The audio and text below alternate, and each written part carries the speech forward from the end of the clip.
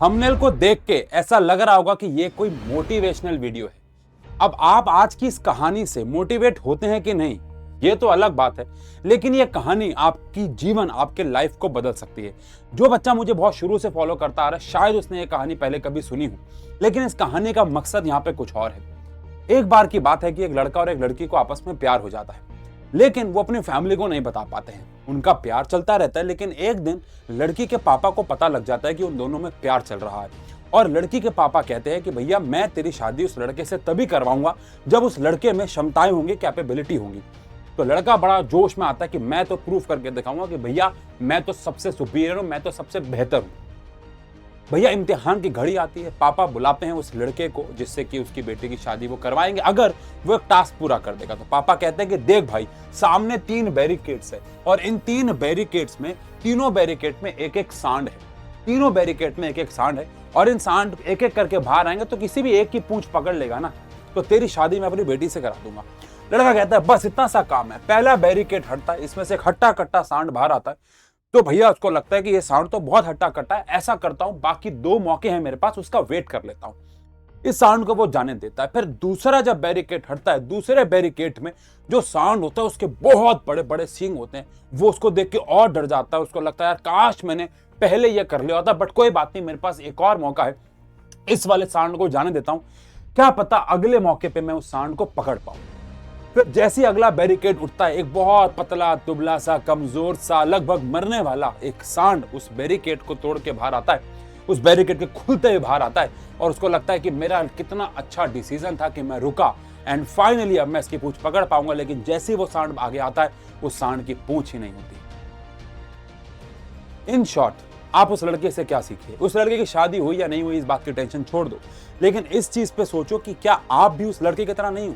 क्या आप भी बार बार आपको मौके का वेट कर रहे हो? आप क्या बार बार आपके साथ ऐसा नहीं हो रहा कि आपको भी लग रहा है कि आपके पास बहुत समय, मैं ये काम कल कर लूंगा, परसों कर लूंगा, अप्रैल से मैं ये सितंबर में कर लूंगा, सितंबर से मैं अक्टूबर में कर लूंगा, और अक्टूबर से अब नवंबर आ रहा है, नवंबर में भी आपको लग रहा है कि प्री बोर्ड की डेट शीट आएगी तो मैं कर लूंगा, डेट शीट भी आ चुकी है, आपको लग रहा है हफ्ते पहले पढ़ूंगा। लेकिन टू बी वेरी ऑनेस्ट, अब या तो ये अब है या तो कभी भी नहीं है। अब ये वो समय चल रहा है जहां पे आप या तो पढ़ के निकल जाओगे या फिर अब आप कंप्लेंट करते रह जाओगे और अपने जीवन को कोसते रहोगे काश मैंने पढ़ लिया। तो इट इज नाउ और never, and that is why ये आखिरी वीडियो है इस बारे में बताने के लिए कि क्रैश कोर्स आ चुका है। क्रैश कोर्स फाइनली आ चुका है। 45 दिन में सिलेबस खत्म करेंगे। इस चीज को लेके कुछ मिथ्स भी थे आपके, सब दूर करूंगा, ज्यादा लंबी नहीं खींचूंगा। सबसे पहली बात, ये आखिरी मौका है क्योंकि 10 तारीख को होने वाली है ओरिएंटेशन क्लास और 11 या 12 से होने वाली है क्लासेस शुरू।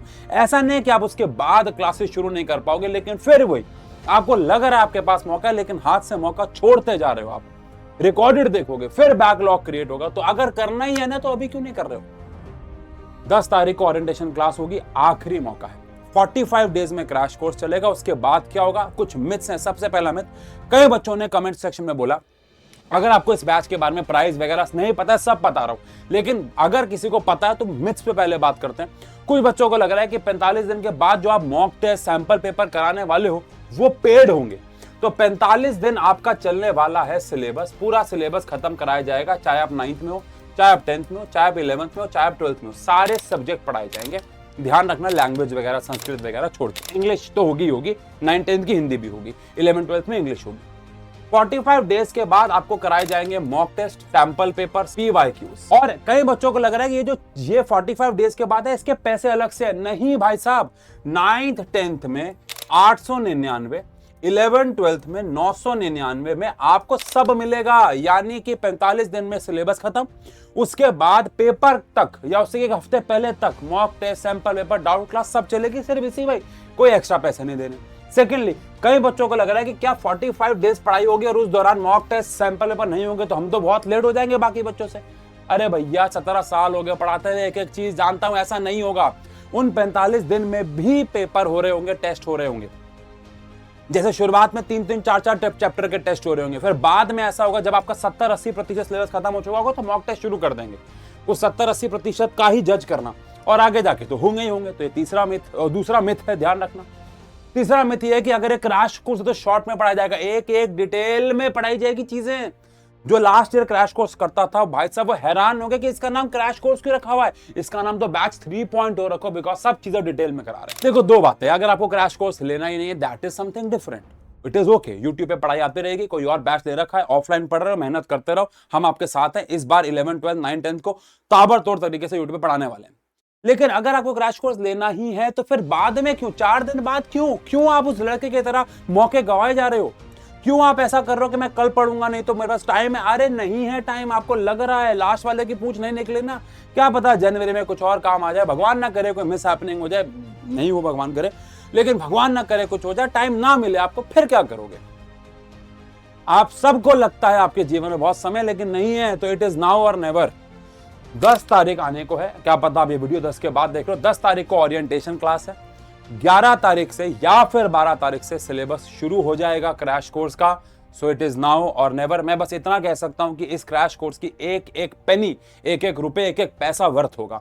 नहीं होगा तो कभी भी किधर भी आके बोल देना भाई क्रैश कोर्स में डेरिवेशंस कौन करवाता है, हम कराएंगे।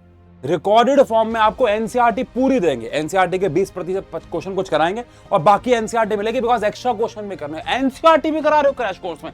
जी हाँ।